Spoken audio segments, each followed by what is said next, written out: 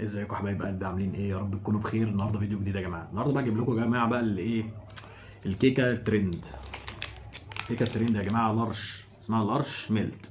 دي اول ما نزلت يا جماعه، فاكرين اول ما نزلت وعامله ضجه، ولحد دلوقتي عامله ضجه وعامله ترند جامد جدا. دي اول ما نزلت يا جماعه كانت سعرها 5 جنيه، دلوقتي لسه جايبينها بعد ما قلبنا عليها الدنيا ومش موجوده في كل مكان، وسعرها 10 جنيه. الغريبه بقى في الموضوع يا جماعه ان هي منتج مصري ومش موجوده ومش متوفره، ما تعرفش ليه. ما تعرفش ليه، يعني هل هي حاجه يعني للدرجه دي؟ هنشوف بقى الطعم وهندوق وهنشوف الدنيا فيها ايه. هل لارش ميلت دي جامده كده؟ هنشوف بقى، بس هنعملها ازاي بقى؟ هنفتحها تمام، وهنحطها في طبق، وهنعمل زي ما الناس بتعمل كده ونحطها في طبق وندخلها ايه الميكروويف 20 ثانيه زي ما الناس بتقول. ونشوف ايه اللي هيحصل.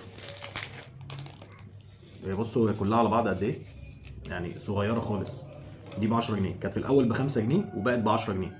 هنروح كده نوديها للميكروويف 20 ثانيه ونرجع تاني. ورجعنا تاني يا جماعه بعد بقى ما دخلناها الميكروويف، وده كده شكلها.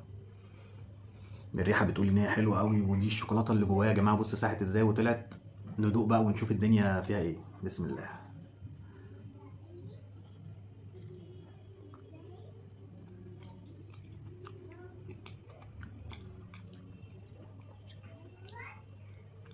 لا، طعمها حلو فعلا، طعمها جميل. مش قادر اقاوم، مش قادر اقاوم.